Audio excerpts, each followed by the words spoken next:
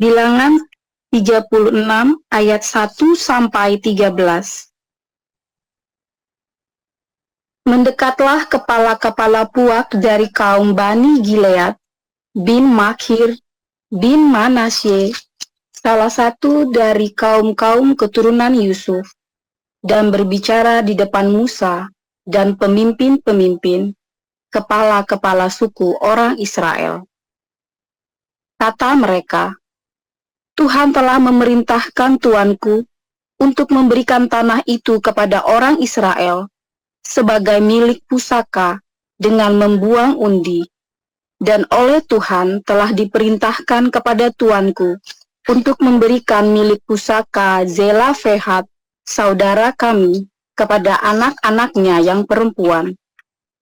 Tetapi seandainya mereka kawin dengan salah seorang anak laki-laki dari suku lain di antara orang Israel, maka milik pusaka perempuan itu akan dikurangkan dari milik pusaka bapa-bapa kami, dan akan ditambahkan kepada milik pusaka suku yang akan dimasukinya.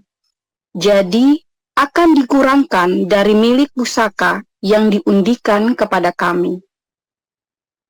Maka apabila tiba tahun Yobel bagi orang Israel, milik pusaka perempuan itu akan ditambahkan kepada milik pusaka suku yang akan dimasukinya, dan akan dikurangkan dari milik pusaka suku nenek moyang kami. Lalu Musa memerintahkan kepada orang Israel sesuai dengan titah Tuhan. Perkataan suku keturunan Yusuf itu benar. Inilah firman yang diperintahkan Tuhan mengenai anak-anak perempuan Zelafehat. Bunyinya, mereka boleh kawin dengan siapa saja yang suka kepada mereka, asal mereka kawin di lingkungan salah satu kaum dari suku ayah mereka. Sebab milik pusaka orang Israel tidak boleh beralih dari suku ke suku, tetapi orang Israel haruslah masing-masing memegang milik pusaka suku nenek moyangnya. Jadi setiap anak perempuan di antara suku-suku orang Israel yang telah mewarisi milik pusaka haruslah kawin dengan seorang dari salah satu kaum yang termasuk suku ayahnya, supaya setiap orang Israel mewarisi milik pusaka nenek moyangnya. Sebab milik pusaka itu tidak boleh beralih dari suku ke suku, tetapi suku-suku orang Israel haruslah masing-masing memegang milik pusakanya sendiri. Seperti yang diperintahkan Tuhan kepada Musa, demikianlah diperbuat anak-anak perempuan Zelafehat. Maka Mahla, Tirza, Hogla, Milka, dan Noah, anak-anak perempuan Zelafehat, kawin dengan anak-anak lelaki dari pihak saudara-saudara ayah mereka. Mereka kawin dengan laki-laki dari kaum-kaum Bani Manasye bin Yusuf, sehingga milik pusaka mereka tetap tinggal pada suku kaum ayahnya. Itulah perintah dan peraturan yang diperintahkan Tuhan kepada orang Israel dengan perantaraan Musa di dataran Moab, di tepi sungai Yordan, dekat Yeriko.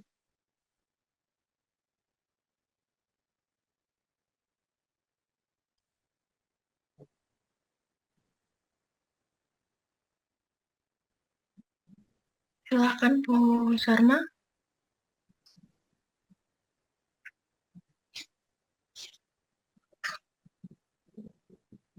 Saya akan membacakan kebenaran firman Tuhan dari Lukas 15. Iya Bu Nisa, Lukas 15 ayat Ya, 1 sampai 31. 32, Bu. Sampai 31. Oke. 32. 32 sampai ayat 32. Beginilah pembacaan kebenaran firman Tuhan.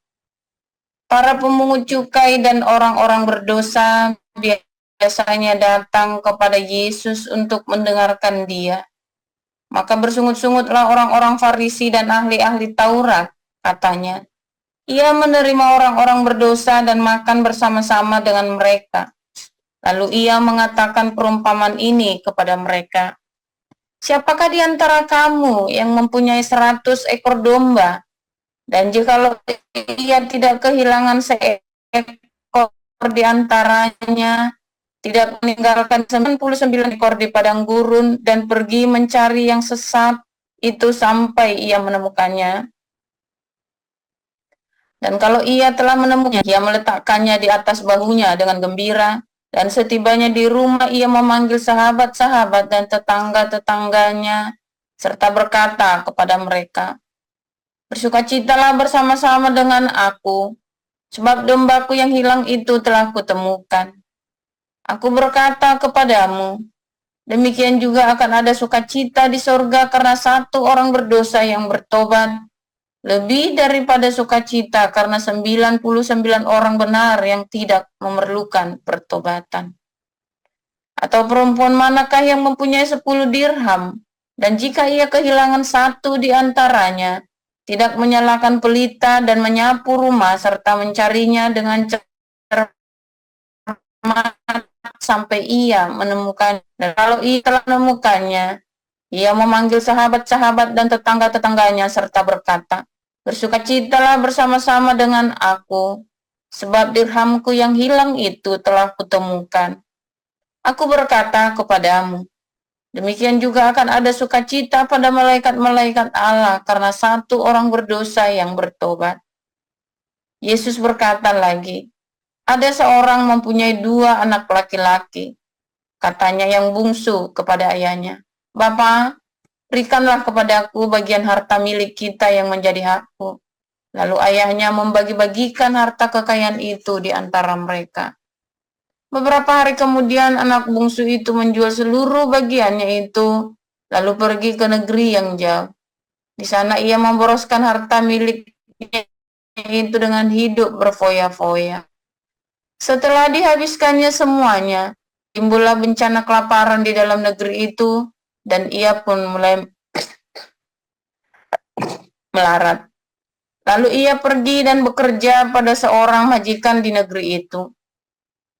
Orang itu menyuruhnya ke ladang untuk menjaga babinya. Lalu ia ingin mengumpulkan ampas yang menjadi makanan babi itu, tetapi tidak seorang pun yang memberikannya kepadanya. Lalu ia menyadari keadaannya, katanya, betapa banyaknya orang upahan bapakku yang berlimpah-limpah makanannya, tetapi aku di sini mati kelaparan.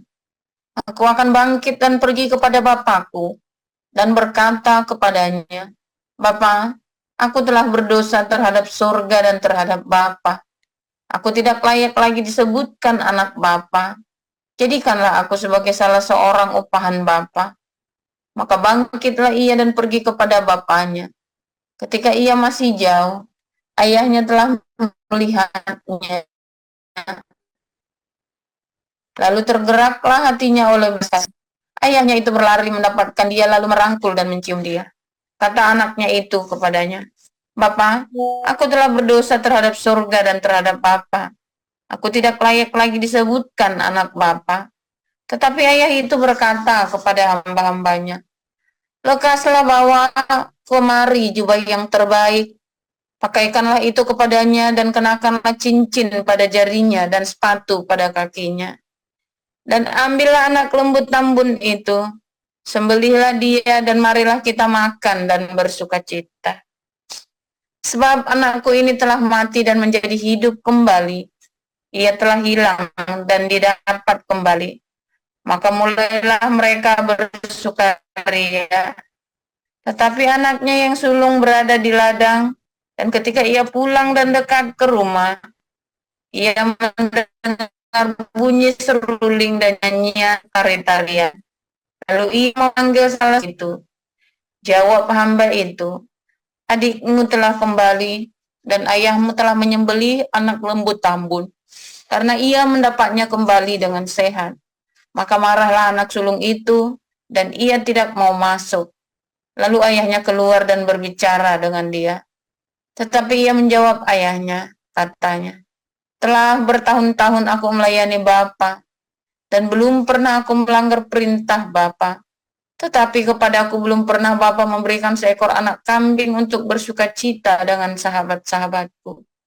Tetapi baru saja datang anak Bapa yang telah memboroskan harta kekayaan Bapa bersama-sama dengan pelacur-pelacur. Maka Bapa menyembelih anak lembut tambun itu untuk dia. Kata ayahnya kepadanya, "Anakku, engkau selalu bersama-sama dengan aku, dan segala kepunyaanku adalah kepunyaanmu. Kita patut bersuka cita dan bergembira karena adikmu telah mati dan menjadi hidup kembali. Ia telah hilang dan didapat kembali." Demikian.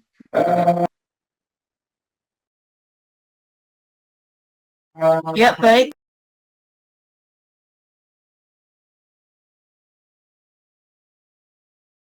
Terima kasih Bu Sarma dan Bu Veronica. Renungan firman Tuhan pagi ini berjudul warisan yang akan disampaikan oleh Pastor Joseph Paulsen.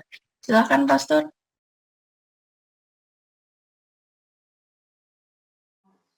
Shalom, haleluya, luar biasa firman Tuhan selalu baru setiap hari. Sudah kita menanti-nantikan Tuhan dengan penuh cinta, dengan penuh pengharapan, hati yang tulus, dan tetap percaya kepada Tuhan. Ya, saudara, ketika kita tidak percaya kepada Tuhan, goyang dikit aja hatimu, maka semua ibadahmu, semua sangkal di pikul salibmu itu bisa lenyap habis. Ya, itu merontokkan sendi-sendi hidupmu semuanya. Maka terjadi saudara, kebangkrutan di dalam kehidupanmu, dalam jiwamu. Saya mengalaminya ya, bangkrut jiwanya. Ya, goyang dikit saja ya, aduh. Makanya tindakan-tindakan yang konyol ya, misalnya nih ada orang saking putus asanya bunuh diri atau membunuh orang lain, atau kalap jual diri, atau itu akibat karena Anda ya goyang itu dasar-dasar imanmu itu, saudara ya. Pengharapanmu sama Tuhan, imannya kita sama Tuhan goyang. Saya tahu rasanya ya, aduh saudara, mengerikan saat itu ya, mencekam hati itu ya. Aduh saudara, benar-benar limbung ya rasanya. Apa sih saudara ya, tidur gelisah, udah nggak bisa ini ya, goyang ke sini nggak enak ya. Jalan rasanya nggak mantep gitu loh, nggak firm gitu ya, kayak terhuyung-huyung. Nah, makanya itu dibilang kayak orang mabuk gitu ya, di dalam apa Yeremia atau di mana itu ya, bilang orang mabuk gitu. Kenapa? Karena limbung, kakimu tuh nggak mantep jalannya, kamu terhuyung-huyung ya, merah kefet ya, terhuyung-huyung kamu. Nah, itu semua karena hawa nafsu. Dia diawali dari hawa nafsu, saudara. Karena kamu tidak mau sangkal diri pikul salib. Ya, kamu tidak mau membiarkan dirimu itu dibentuk oleh surga. Sebetulnya inti dari semua masalah yang kamu hadapi, adalah supaya kamu rendah hati. Supaya rendah hati, saudara. Supaya kamu datang merendahkan dirimu kepada Tuhan. Karena itulah yang membuat surga senang.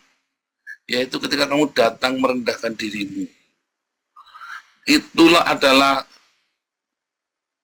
anti dari pemberontakan di surga pertama kali oleh iblis. Ya kan? Dan iblis berkata, aku hendak, aku pengen, aku ingin, ya, untuk menyamai akhirnya kan. Akhirnya kan intinya dari semua aku ingin itu untuk menyamai yang maha kuasa. Ya, karena Anda, saya nggak kepengen jadi Tuhan, Pak. Bukan, Anda tidak pengen jadi Tuhan.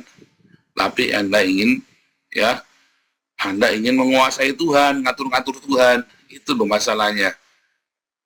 Iya, saudara, Anda jangan ngomong enggak, saudara ya. Anda tidak ingin, saya nggak ada, ya. Saya nggak pengen jadi Tuhan, tapi Anda ngatur-ngatur Tuhan. Ya, ada orang, ya, banyak ya, dari Indonesia juga banyak, suka ngatur-ngatur pendeta. Waduh, ngatur-ngatur hamba Tuhan. Ya nggak apa-apa, ngatur-ngatur hamba Tuhan saja yang bodoh yang mau diatur-atur. Cuma maksudnya ngatur-ngatur hamba Tuhan itu begini, Pak, nanti khotbahnya ini saja. Nah, harusnya begini Pak. Bukan ngasih masukan, beda sama ngasih masukan. Kalau ngasih masukan itu Anda memberikan masukan, ide, kegiatan, ya. Tetapi kalau ngatur itu Anda mendikte, ya. Dan kalau Anda nggak dituruti terus Anda mutung. Kalau nggak dituruti terus mutung. Nah, banyak orang suka ngatur Tuhan. Lalu kalau nggak diturutin mutung. Ya, saudara. Itu artinya Anda sedang ingin menjadi Tuhan. Aku udah ingin jadi, iya, tapi kamu ngatur Tuhan. Kamu tidak mau berkata, kehendak-Mu yang jadi ya Tuhan. Kamu tidak mau berkata, kehendak-Mu yang jadi ya Bapa. Kamu maunya kehendak-Mu yang jadi, kehendak kita sendiri yang jadi. Ya, kita maunya kehendak kita yang jadi. Ya, kemarin di HBC saya ngajari ya. Ketika kita mau berdoa, terus kita mendapatkan satu dorongan, ya. Lalu kita berdoa, ya, mendapat satu dorongan, ya misalnya doa, ini orang sakit nih, orang tua kita sakit, lalu kita berdoa dengan penuh iman, kok nggak sembuh, malah mati. Nah, yang salah di mana? Nah, saudara, sebelum kamu belajar, katanya Tuhan, kata siapa? Iya, tadi saya mendapat rema, saya mendapat suara Tuhan bahwa orang tua saya pasti sembuh. Sebelum kamu mendapat suara orang tua saya pasti sembuh, ya, Tuhan akan ajari kamu dulu. Pasti Tuhan akan ajari kamu proses berkata, ya Bapa, kehendak-Mu yang jadi. Kalau kamu tidak melewati proses, ya Bapa, kehendak-Mu yang jadi, kamu tidak akan mendengar suara Tuhan yang benar. Serius, saudara ya. Itu adalah delusi. Tapi benar rupanya, iya, itu satu dari 1.000.000 kalimat mungkin. Dari 1.000.000 klaim, satu mungkin benar, lalu kamu bikin propaganda. Tapi percaya saya, sebelum kamu mendengar suara Tuhan dengan benar, selalu kamu harus diawali dengan kehendak-Mu yang jadi, Bapa. Makanya waktu berdoa, Tuhan Yesus sudah ngajari kita loh. Bapa kami di surga, dikuduskanlah nama-Mu, datanglah kerajaan, jadilah kehendak-Mu di bumi seperti di surga.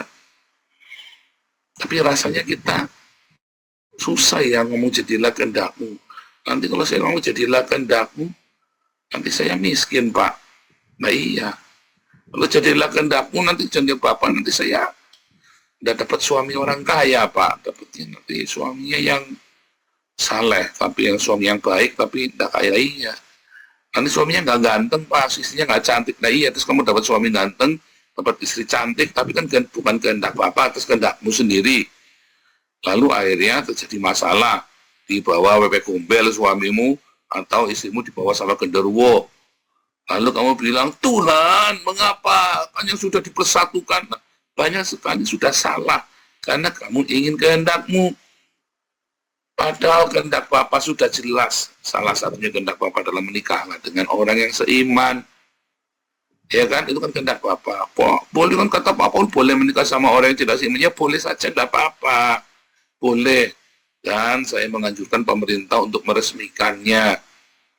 Tetapi yang menjadi masalah, ada konsekuensi.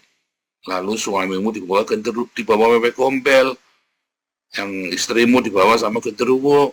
Lalu kamu bilang, ini kan sudah diberkati oleh Tuhan, udah iya, gundulmu peang diberkati. Kamu yang mengira itu diberkati. Kamu yang mengira itu diberkati. Intinya kamu maksa, kamu pengen jadi Tuhan. Itu semua adalah dosa-dosa asal. Ya kan? Aduh saudara, jangan jangan berpikir untuk ngatur Tuhan, saudara. Karena kerajaan surga yang datang dalam hidupmu itu seperti warisan. Ya, kerajaan surga yang datang dalam hidupmu itu adalah warisan. Ya kan? Kita ini pewaris kerajaan surga. Yang warisan itu datang seharusnya adalah terserah dari yang memberikan warisan itu. Di dalam tradisi orang Yahudi itu, warisan itu terserah yang ngasih, saudara ya. Jadi kalau ada anak minta warisan, itu kurang ajar sekali. Kalau orang Indonesia nih, kita nih kulturnya yang kita kenal, kalau dulu orang tuanya masih hidup, warisannya udah kita minta dulu, saudara ya. Saya ngalamin itu ya, orang yang masih hidup sudah minta bagi waris, dibagi benar-benar habis. Ya, orang yang masih hidup. Setelah habis akhirnya nggak punya apa-apa. Itu ngalami ya anak yang hilang itu ya. Ada salah satu kerabat kami. Setelah uangnya habis, dia nggak punya apa-apa, sampai muntah darah ya, sakit muntah darah. Akhirnya ngerawat ibunya juga di dalam ya sudah nggak punya apa-apa juga, kasihan. Ya kan? Aduh. Bahkan ada yang sampai maksa minta warisan, sampai orang tuanya, itu kasus ya kemarin ya, kasus itu di Jawa Timur, itu di Polda Jawa Timur, sampai orang tuanya tinggal di mana bingung, karena rumahnya diminta dibagi waris. Ini orang zaman sekarang, tapi dari zaman dulu juga ada ya begitu ya, meminta warisan. Nah itu Anda sama tuh ya, kalau Anda meminta kerajaan Allah itu, memaksa sesuai dengan maumu, itu Anda seperti lagi minta sama orang tua, Pak, bagi warisnya sekarang aja. Ya, saudara, saya selalu bilang, ya, jangan minta warisan. Jangan ngurusin warisan sampai ribut. Walaupun dalam kondisi apapun, ya sudah. Tapi memang ya, saudara, orang kalau lagi kepepet, mah jahat sih hatinya ya. Ya kan? Saudara, kalau lagi kepepet, usahakan jangan sampai ngomong bagi waris. Gitu. Jangan sampai ngomong. Gitu. Biarkan orang tuamu sampai selesai. Tapi jangan ngomong bagi waris. Jangan ya, saudara ya. Itu tidak etis. Saudara, kalau saya lagi khotbah di tempat orang meninggal, saya selalu ya, karena saya melihat banyak sekali keluarga besar rusak ya, orang kaya ini yang meninggal rusak gara-gara mau bagi waris. Waduh, itu udah nggak punya apa-apa salah, punya juga ruwet, ya kan? Punya warisan juga ruwet, nggak punya warisan bingung, ya kan? Karena orang tuanya meninggal, yang ngubur duitnya dari mana? Kemarin mami saya saja total semuanya habis 70 juta loh, saudara. Ya karena corona. Ya minim 30 juta itu loh, saudara, pemakaman itu ya, minim ya kalau di Jakarta, di Surabaya itu. Kalau nggak punya warisan bingung. Ya untung Tuhan baik ya kemarin ya, Tuhan sediakan semua. Tetapi kalau punya warisan malah bertengkar. Padahal kan cuma dibagi saja kan. Cuma dibagi, tapi cuma bagi warisan itu susahnya minta ampun coba. Apalagi kalau warisannya dalam bentuk barang, rumah, tanah, waduh, rebutan, ya, ngeri ya. Jadi kemudian kita, ya banyak itu adalah contoh kita, ya, yang pengen ngatur Tuhan, mau mengklaim, saya klaim ya, saya mau meminta keinginan kita sendiri. Kita tidak berkata datanglah kerajaanmu, tapi kita memaksa, ya, kita memaksa mengambil alih kerajaan Tuhan, segala kenikmatan dalam kehidupan. Ya kan, Anda nggak mau susah, Anda tidak mau sangkal diri, pikul salib, padahal untuk menjadi pewaris kerajaan Allah, Anda harus sangkal diri, pikul salib. Maka Anda punya hak di dalam kerajaan Allah. Itu loh masalahnya. Jadi kalau Anda tidak mau sangkal diri, pikul salib, tapi Anda mau menang sendiri dan Anda mau ngatur Tuhan, itu Anda sedang memaksa minta warisan. Ya, padahal warisan itu akan datang sendiri, saudara, secara otomatis dari surga. Ya, warisan itu kan datang sendiri dari surga, tanpa kamu paksa, tanpa kamu terima. Kalau kamu sangkal diri, pikul salib, mengambil bagian di dalam kerajaan Allah. Ya. Tetapi masalahnya banyak sekali, ya. Kemudian kita sudah mengambil warisannya, kita sudah merampok surga, dirampok surganya sama kita. Mungkin itu dikasihkan, ya, mungkin itu terjadi. Anda mendapatkan yang Anda inginkan, lalu Anda bangkrut. Hidupmu, jiwamu bangkrut. Karena biasanya yang kamu dapat dengan peroleh, dengan mudah, ya, maka lepasnya juga mudah. Ya, saudara, saya sering berkata, ya, kalau berkat kamu terima tanpa ada salib, itu kan membawa kamu ke neraka loh, saudara. Berkat yang kamu terima tanpa ada salib, kamu hidupnya selalu diberkati tanpa ada salib dalam hidupmu. Itu kan membawa kamu ke neraka. Sudah banyak contohnya, buktinya. Tetapi kalau kamu disalib terus nggak ada berkat, ya jangan-jangan kamu lagi di neraka.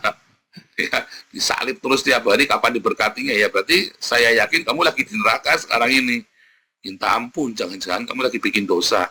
Tapi kalau kamu menerima berkat usia bertahun-tahun tanpa ada salib, hati-hati loh saudara, berkat itu membuat hatimu jadi terikat di situ, lalu kamu masuk neraka. Nah itu, kerajaan surga yang kamu terima tanpa salib, ya, segala kebaikan surga yang kamu terima tanpa adanya salib, maka akan membuatmu jadi menyepelekan, membuatmu jadi kurang ajar kepada surga. Tapi dengan adanya salib, lalu kamu menerima bagian kerajaan Allah itu, ya, salib yang dimaksud itu bukan Anda masuk penjara gara-gara nipu, masuk penjara gara-gara memperkosa. Itu bukan salib namanya, saudara. Itu memang kamu memang kepantes. Salib yang dimaksud adalah ketika kamu, ya, menghadapi masalah, lalu responmu tetap sabar, tetap rendah hati. Kamu responnya tetap baik, tetap mengandalkan Tuhan, tetap utamakan melakukan apa yang Tuhan inginkan. Kasih sukacita, damai sejahtera, kebaikan, kemurahan. Tetapi kalau responmu nggak benar, itu namanya kamu tidak mau disalib. Itu loh yang dimaksud. Jadi bukan karena disalib, terus Anda nyuri motor, masuk penjara, lalu oh ini Tuhan saya sedang memikul salib. Saya pernah besuk orang di penjara dulu ya, waktu SMA, waktu kecil dulu ya, waktu masih SMA tuh, ya. Iya nih, sambil gaduk-gaduk, saya sedang memikul salibnya Tuhan Yesus. Dulu saya pikir benar ini orang, ya kita semua ada salibnya, saya bilang begitu kan. Sekarang mas saya sadar, ini orang kupluk ya, orang nyolong motor, maling motor, curanmor itu ya, masuk penjara. Ngomongnya pikul salib kan kucluk ini saudara. Ya bukan. Saya kadang-kadang nggak mengerti ya, apa Anda diajari sama pendeta curanmor. Ya maklum ya, kita di desa dulu, di kampung ya. Tapi saya yakin mungkin pendetanya yang salah ngajar atau dia yang salah dengar kali ya. Tidur waktu sekolah minggu dulu ya. Saya sedang pikul salib, habis curanmor ketangkep polisi, masuk penjara, katanya saya lagi pikul salib. Nah itu Anda hati-hati loh saudara ya, itu bukan salib. Kalau Anda ya selingkuh istri orang, lalu digebuki satu kampung, itu bukan lagi pikul salib, oh saya lagi dipersekusi pak. Gundul mupe yang kamu lagi nidur bini orang, kamu digebuki orang sekampung, matilah sekalian, kok disalib persekusi. Kadang-kadang orang ini definisinya pikul salib, sayang, di pikul salib itu kamu harus menderita karena sesuatu yang tidak kamu lakukan. Ya, oh ini ketemu lagi nih di Bali, teman lama tadi baru ngomong sama istri saya, ketemu lama ya di Bali, ketemunya saya kan pelayanan penjara kan, waktu di Bali itu saya ketemu dia saudara ya, lagi penjara, terus dia dulu ketua persekutuan ya, waktu SMA. Iya nih, Paul, saya sedang pikul salibnya Yesus. Ya dulu ya saya masih, ya karena saya juga masih ini ya, masih cetek ilmunya ya. Itu wah ya luar biasa ya bro ya. Oke, kita doakan ya bro ya. Nah, kalau begitu, pikul salib ya Tuhan Yesus. Nah itu ya saudara, enggak, gara-gara penggelapan uang perusahaan, dia masuk penjara ngomongnya pikul salib Tuhan Yesus. Pikul salib itu ketika kamu tidak melakukan hal yang tidak seharusnya, kamu tidak melakukan hal yang tidak baik. Kamu selalu baik, lakukan yang baik. tetapi kamu dianiaya, tapi kamu difitnah, kepadamu dikatain yang nggak benar, ya. Wah, itu prinsip Pak. Kalau saya benar, ya harus saya lawan Pak. Saya tidak takut kalau saya benar. Waduh, itu hebat sekali prinsipnya saudara ya. Kalau saya benar, saya tidak takut Pak. Pasti saya labrak Pak. Nah, itu dia. Kemarin ada yang suka labrak-labrak orang. Untung orang itu udah nggak di sini lagi. Saya labrak, oh saya benar Pak. Saya labrak, semua mau dilabrak. Satu-satu itu ibu-ibu mau dilabrak sama dia semua ya. Ini orang sampai labrak. Ini siapa ngelabrak-labrak orang? Semua mau dilabrak semua. Ini Bu Ana, saya labrak ya Bu Ana. Bu, ini jangan dilabrak. Enak aja, Bu, semua dilabrak-labrak. Saya benar, nah itu namanya bukan itu. Saya tiba-tiba kamu suka ngelabrak Ana ya. Bu Sarma dilabrak, Anissa dilabrak, Bu Elia dilabrak, semua dilabrak. Lalu Anda dimusuhi sama Bu Sarma, sama Bu Anissa, sama Bu Elia itu kan. Dimusuhi kroni. Oh ini kroni Pak, ini Sarma, ya, Anissa dan Elia kan, SAE, kroni SAE ini Pak, pakai inisial. Udah ngajar ini Pak, saya sedang menderita oleh Kristus Pak. Bukan, kamu yang labrak-labrak, salib gundulmu pehang. Aniaya apanya aniaya, kamu ini semua orang dilabrak, ya orang jengkel. Ya nggak, orang dilabrak, kamu jangan begitu. Dalam komunitas kan kamu harus merendahkan hati. Walaupun kamu nggak suka, jangan langsung, ya saya mah gitu Pak, orangnya Pak kalau nggak suka saya langsung ngucap. Ya bukan begitu juga, kita ngomong, saya lagi ngomong sama Pak Hawi ya, Pak gimana caranya kita ini bisa ngomong dengan terus terang sama orang, ya, tanpa ngomong terus terang, ya, ngajari kepada komunitas, supaya belajar ngomong terus terang, tapi tanpa menghakimi dan tanpa marah ya Pak. Harus kita ajarin ini Pak. Soalnya orang-orang di sini kalau apa-apa nggak ngomong, dia diem dipendem, tiba-tiba mutung hilang, saudara. Ya kan, petang-petang hilang, tenggelam semua kan. Orang di sini kan begitu kan. Ya aku mah begitu Pak. Lah ya aku mah begitu ya namanya Anda tidak pikul salib. Ya ini kita pikul salib Pak, petang-petang hilang Pak, pikul salib Pak. Iya, tapi Yesus disalib itu siang-siang, nggak petang-petang, saudara. Karena mau debat masalah petang hilang, aduh, repot, saudara ya. Kan, saya lagi cerita bahwa orang ini, kebanyakan orang, ya, dia nggak suka sama orang, diem, hilang. Ya, atau langsung dilabrak, gitu ya. Nah, dua-duanya itu nggak baik, saudara. Dua-duanya itu namanya bukan pikul salib itu. Yang benar adalah bagaimana kalau kamu tidak pas sama orang, kamu ngomong dengan cara yang baik. Aduh, mesti diajari. Saya bilang ini Ibu Wivina mesti yang ngajarin Pak. Bagaimana menyusun kata-kata. Tapi tanpa memendamnya, tapi disusun kata-katanya tanpa kudu nyinggung orang lain, tanpa kudu gebrak orang lain. Sebab kalau dipendam, akhirnya digebrak. Orang yang dengar kaget, ya kan, terus kemudian dia merespon, kamunya katanya pikul salib. Itu bukan pikul salib, saudara. Ya, itu namanya tidak berhikmat. Ya, jadi bedain, saudara. Itu kamu harus jujur semua yang begitu-begitu ya. Fakta-fakta kehidupan, proses kehidupan itu, kita kudu jujur.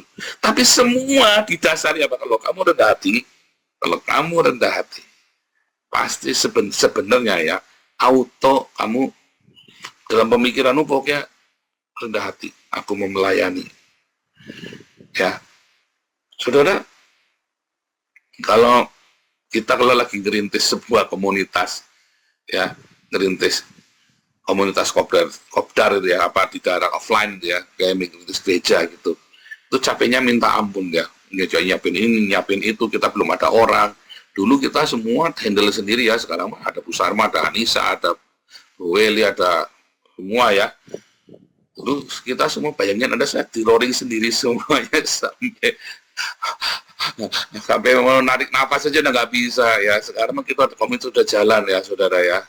Malah kreatif bikin acara sendiri ya kan. Bahkan kalau lagi sore saja ada Pak Teddy, ada Pak Andi ya kan. Sehingga saya bisa sambil kuliah, sambil latihan musik, sambil ini kan orang kan butuh curhat di situ kan.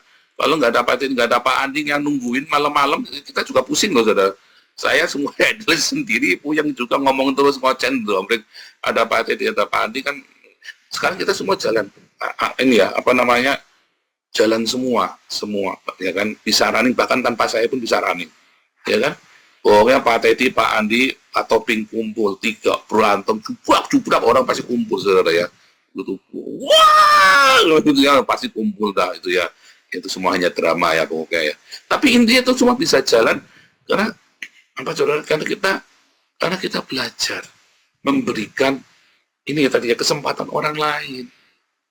Ya, berikan kesempatan orang lain buat melayani, dan kita sendiri juga melayani. Pemikirannya aku mau melayani. Kalau melayani itu bukan Anda tampil, bukan. Melayani itu aku mau melayani sesamaku, ya, supaya kalau aku melayani sesamaku berarti apa, saudara? Berarti kita ini sedang menunjukkan kerendahan hati kita. Tetapi melayani ini maksudnya mau rebutan tampil, mau rebutan ngomong, banter-banteran ngomong, itu namanya bukan melayani, itu namanya berantem. Jadi definisinya melayani beda, saudara ya. Kalau melayani, saya sudah capek Pak, saya ini melayani. Melayani itu kalau kamu lagi capek hati itu, ya usaha mau ngurusin beasiswa, ditelikung sama Anissa, ya tiba-tiba ya, kurang ajar ini Anissa nih, mentang-mentang guru lebih muda, apa, saya lagi ngurusin SOP-nya ditelikung sama Anissa, menggunting dalam lipatan. Nah, marahnya nggak apa-apa, marah sekali nggak apa-apa hari itu, jengkel kan. Anissa nggak boleh begitu, harus ngomong, tegur dong. Aku nggak suka kalau kamu begitu. Sayanya malu, kamu permalukan saya di depan orang nih kalau begitu caranya. Nah, tapi kalau tiap hari ngomong terus, namanya marah-marah. Nah, itu nggak melayani. Setelah marah, cari solusinya. Setelah cari solusinya, Anissa ini dasarnya bandel, ini kan. Emangnya dasarnya mau nelikung Bu Sarma ini. Ya kan, niatnya kan Anissa mau jadi direktur yayasan beasiswa misalnya kan. Nah, terus tetap ditelikung. Ya Bu Sarma tetap dengan sabar. Karena enggak, saya sudah dapat mandat. Mutung, ya berarti bukan melayani. Kalau mutung berarti bukan melayani itu. Saya itu ya suka gini loh. Kita ini punya orang-orang baik. Tadi saya lagi curhat sama Pak Dr. Yono ya. Pak Dokter, saya ini punya orang-orang baik. Saya taruh untuk menjadi penatua-penatua kita. Lalu orang-orang yang baik ini akhirnya bentrok dengan tim, lalu hilang. Itu saya sedih sekali. Kenapa orang baik ini yang kita harapkan, yang kita anggap ini orang baik, lalu taruh di tim, lalu bentrok dengan tim, setelah itu hilang. Nggak nongol di sini lagi. Harusnya nggak usah sekalian jadi pengurus, kemarin kan tetap di sini baik-baik saja ya. Nah itu saudara ya, karena itu tadi ya, banyak orang dia lupa, kita ini lagi melayani. Jadi kalau kamu lagi bentrok, ada konflik, itu kamu sedang melayani. Kalau nggak ada konflik, kamu sedang menikmatin aktualisasi diri. Tapi kalau kamu konflik, itulah saatnya melayani. Itulah saatnya kamu sedang menempa dirimu supaya kamu layak menerima warisan kerajaan Allah. Lalu kamu berdoa, Tuhan, kehendakmu lah yang jadi. Tapi ini kan enggak kan, kamu kan pengen memaksa kehendakmu yang jadi kan di yayasan ini kan. Ayo ngaku. Iya, walaupun kamu benar, saya bilang ya, sekalipun kamu yang benar, diam dulu. Kamu, yang penting kamu sudah omongkan, kamu diam dulu. Karena tidak semua yang benar itu langsung bisa, bahasa Jermannya, sakdek saknyet, bahasa Rusia itu ya. Yang nyet itu kan bahasa Rusia. Sakdek saknyet, saudara. Ya kan? Nggak bisa, saudara. Yang saknyet itu cuma ada di Rusia, saudara. Kamu tanya sama Putin, dia pengen apa hari itu langsung jalan, saudara. Putin ya kan. Kalau kamu tanya di komunitas kita, nggak bisa. Di dalam kerajaan Allah, yang kamu pengen hari itu tidak mungkin terjadi hari itu. Ada proses. Proses itulah yang membuat karaktermu itu menjadi karakter kerajaan Allah. Disitulah dibutuhkan kerendahan hati. Kalau orang yang rendah hati, firman Tuhan bilang apa? Akan mewarisi bumi. Makanya orang yang rendah hati itu berkatnya banyak. Ya, warisan dari surganya banyak. Nah, kamu tidak rendah hati semuanya. Ya, nyet, monyet sama keplenyet, saudara akhirnya. Karena kamu maunya sak-sak nyet, nanti ya bahasa Rusia. Itu tadi kan. Keplenyet kamu nanti, sak-sak nyet maunya. Keplenyet kamu nanti. Kebentur-bentur. Ya. Terakhir. Waduh, lebihan ngomong sebentar. Ini gara-gara monyet tadi ya. Bentar, lebihan. Sedikit lagi terakhir, saudara. Jadi, waktu kamu berkonflik jeder, ya kamu harus rendah hati dulu. Pegang, aku mau melayani. Jadi tidak semua sak-saknya tadi. Ya, lalu supaya kamu jangan keki, kamu ngomong sama satu penabuah. Yang penting kamu sudah ngomong, percaya itu didengar. Hanya kamu tunggu. Kita sedang pikir, muter caranya bagaimana supaya bisa tetap jalan. Ya, dan usulanmu yang baik itu bisa kita tampung. Walaupun yang baik itu tidak selalu bisa berjalan. Hati-hati loh saudara. Tidak semua yang baik itu bisa berjalan. Karena ada sistem. Ya, sistem. Sistemnya jelek dong, Mbak. Tidak semua sistem bagus. Karena kan kita kepalanya banyak. Ini udah terlanjur jalan. Ingat, sistem operasional prosedur dibuat untuk menjaga cinta. Itu sudah disepakati bersama. Lalu tiba-tiba yang baik ini langsung kamu hajarkan, saudara. Bubar, saudara. Akhirnya tidak saling mencintai lagi loh, saling membenci loh. Walaupun usulanmu itu baik, ya, tapi gara-gara yang baik itu jadi kebencian kan? Ingat, proses itu sangat penting. Jangan saknyet, ya, nanti kamu jadi monyet keplenyet kamu nanti. Belajar rendah hati, sebab yang rendah hati mewarisi bumi. Tuhan Yesus memberkati.